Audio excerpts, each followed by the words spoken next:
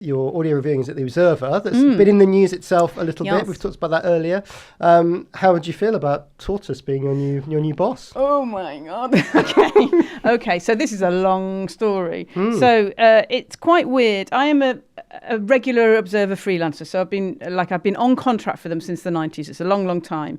The weirdest thing about this Tortoise bid is it came completely out of the blue. So our editor resigned, he's perfectly, that's completely normal. He had 6 years. He resigned at the beginning of July, and then we just heard nothing. We were like, who's going to be the editor? It's so weird. And it was because there was these negotiations with Tortoise, which is a good but not financially successful podcasting company, which also runs events, and it's a very classy joint, but it hasn't got very much money. So initially I would say that when journalists found out about this, which wasn't that long ago, I'd say it's about 4 to 6 weeks ago, everyone was a bit like, what? And then thought, okay, it's okay, maybe it'll be workable. But the lack of transparency around the money in particular is really odd. Their money, where that's coming their from. money. Yeah. Well, it's not even where it's coming from. They say they've got 25 million, which is great. That sounds lovely. What they're going to do is invest in the Observer as a online proposition, because at the moment we're swallowed up by the Guardian. Everyone thinks I work for the Guardian. Fine. And to make an Observer kind of website proposition, right? But then there's less talk of how much money you would have to keep the journalists there, to pay for some of the stuff that's done by the Guardian, which would be sport, foreign correspondence, that kind of stuff. All these figures are very, very opaque. And so I think that people, the journalists, they ask questions, and they're asking these questions and they're not really getting the answers that they want back. And there's a lot of talk of protecting liberal journalism. But I think the journalists themselves are a bit like, yeah, that's all very well.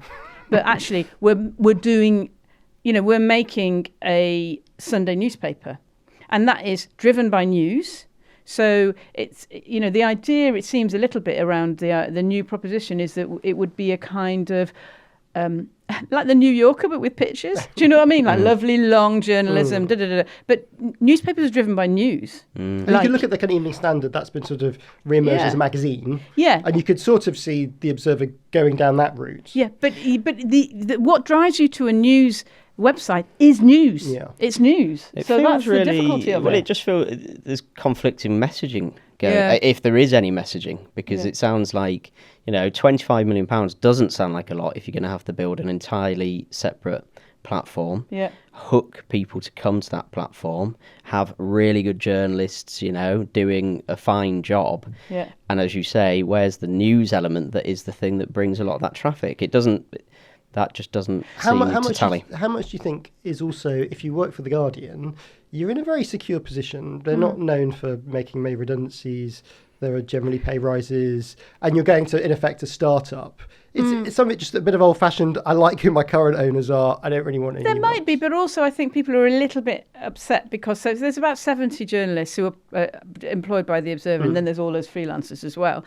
And the reason why they're a bit hacked off is you just get the feeling now from The Guardian is they want rid of us. Yeah. And that's quite hurtful, because what they feel like is, there was a round of redundancies just a bit ago. I could have taken redundancy then. And actually what you're doing is just getting rid of 70 jobs without having to do redundancy, with not really sorting out the pensions or anything like that. You're just going, you don't need to do any of that. You've got another job. It's someone else's problem. Yeah, and it felt, again, you're closer to it, Miranda, but it felt like there was now what's being said is if the sale doesn't go through, there's going to be question marks about the future of the Observer.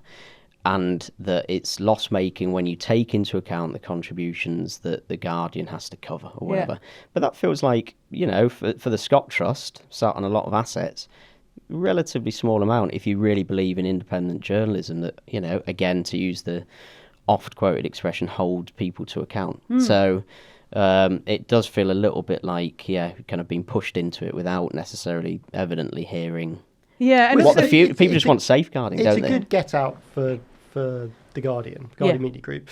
Like, they know that it's difficult to run a differently branded Sunday newspaper, and at some point they would have to make some decisions. Yeah. This means they can sort of outsource that decision. Exactly, they can outsource it. I mean, there is another bid now which has come in, which is quite interesting. The Telegraph reported on that, but that seems to be, the Guardian Media Group are kind of going, actually, we're just talking to Tortoise at the moment, but this might come in and change things. I don't know.